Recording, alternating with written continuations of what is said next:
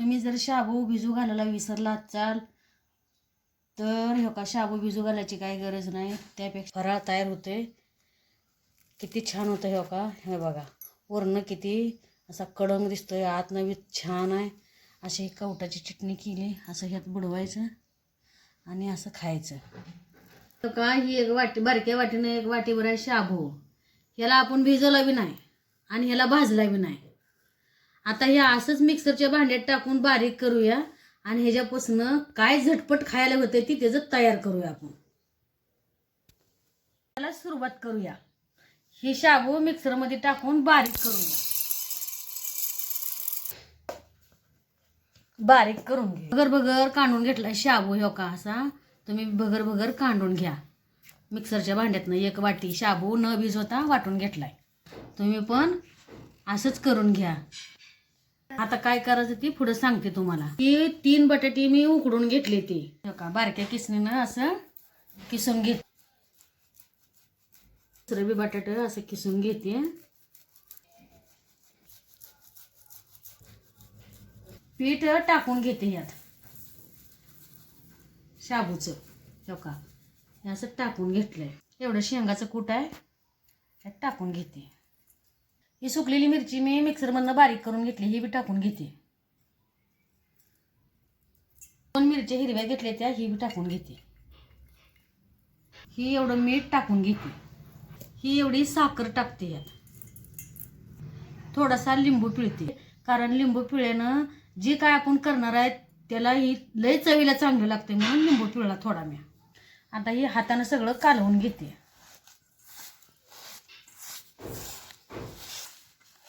यात पाणी घालायचं नाही. शिजलेलं बटाटा असल्यामुळं ही वल्ल होतं. यात पाणी घालायचं नाही. आधी असंच मळून घ्यायचं. त्या बटाट्यामुळं सगळ्याचा एकजीव होतोय. गोळा मळून झालाय. 5 मिनिटं झाकून ठेवते.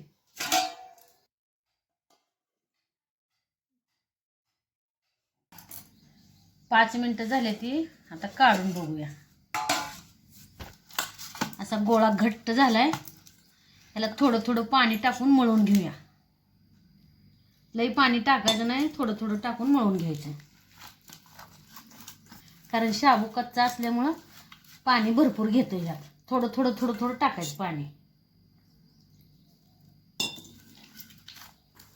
असं चांगलं घसकाटून मळून घ्यायचं ह्याला.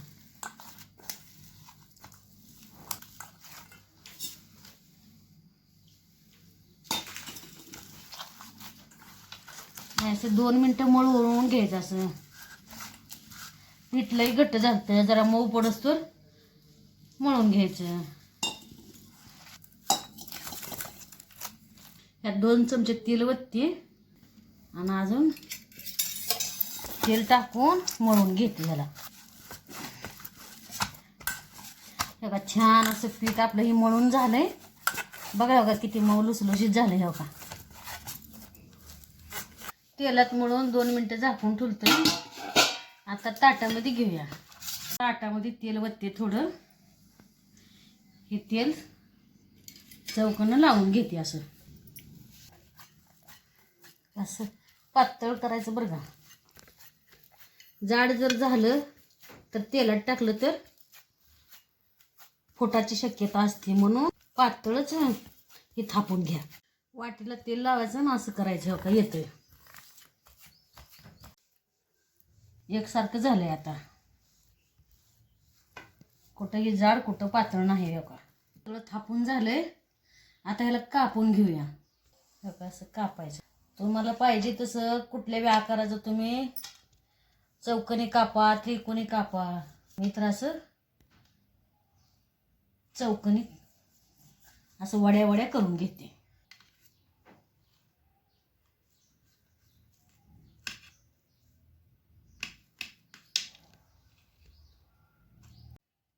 हे बघा एक काढून दावते तुम्हाला. हे बघा एवढी अशी एवढी जाडसर ठेवली. ही आता आपण तळून घेऊया. तेल ठेवलंय तापाला. बघा तेल तापलंय का बघूया. अजून तापलं नाही तेल, कारण गोळी टाकल्यावर पडदिशी वर आली असती. तेल तापलं असतं तर. सोडून घेऊया.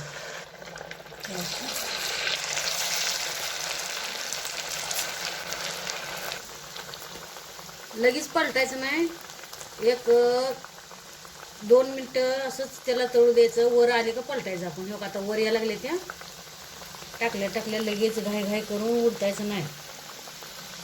हो का आता टाकलं का थोड्या वेळाने हो का वर यायला लागल्या असं मग पलटी करायची. हो का असं पलटून घ्यायच्या.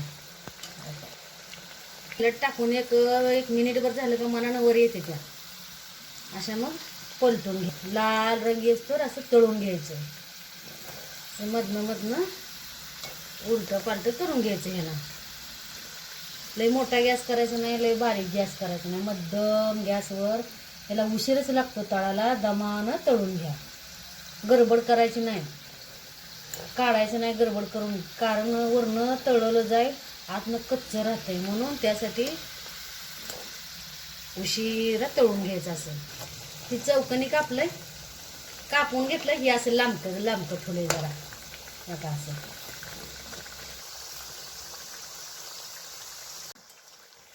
काही तळून झाले, काढून घेते.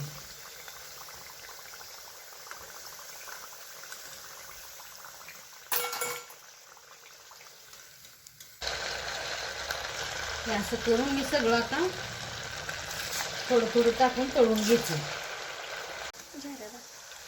हे बी काढून घेते, तळलं चांगलं.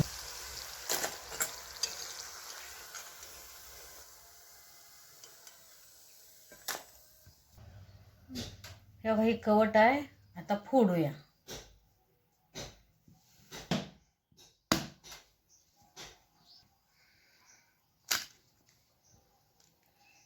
हे बघा असं पिकलेलं कवट आहे. हे ह्यातला सगळा गरा काढून मिक्सरच्या भांड्यामध्ये टाकूया.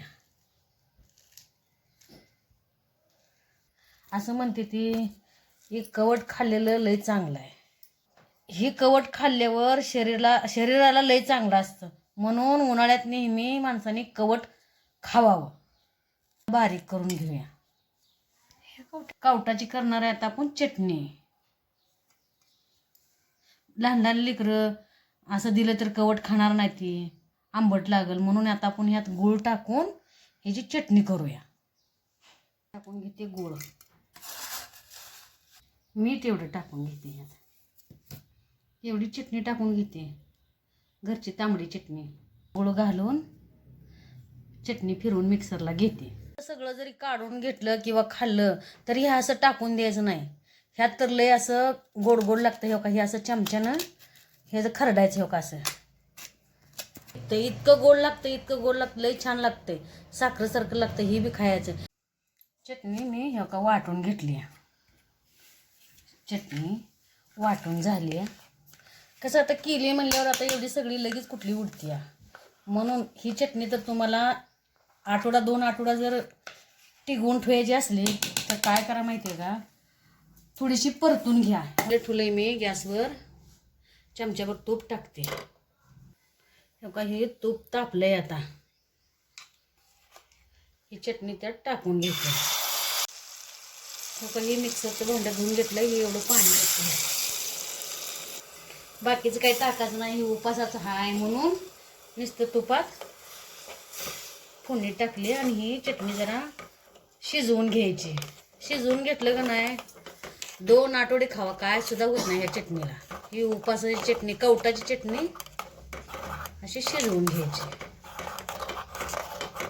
तुम्हाला बी कवट भेटलं किंवा बाजारात विकायला असते किंवा गावात राहत असला तर गावात असते, तुम्ही बी एकदा कवट आणा, अशी चटणी करून बघा. तेव्हा अशी चटणी राटा शिजवून घ्यायची चांगली.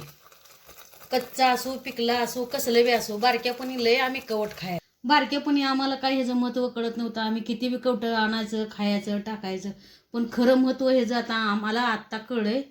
म्हणून आम्ही प्रत्येक वर्षी आम्ही ह्याची चटणी करून खातो. अशी म्हणजे शरीरासाठी चांगली बी आहे. आणि महाशिवरात्रीला ही कवट खावं लागतं, म्हणून ह्याची आम्ही अशी चटणी करून खातो.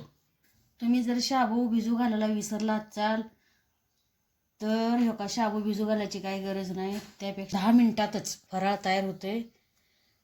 किती छान होतं. हो का हे बघा वरनं किती असा कडंग दिसतोय, आतनं बी छान आहे. अशी ही कवटाची चटणी केली, असं ह्यात बुडवायचं आणि असं खायचं. ही महाशिवरात्रीला उपासासाठी ही फराळ केला आहे मी असा. तेच फराळाचं खाऊन बी कंटाळा आला असला तरी तुम्हीसुद्धा असं एक बऱ्या करून खा. मी केलं, माझंही पटलं तरी तुम्हीसुद्धा घरी करा आणि कसं झालं मलाही सांगा.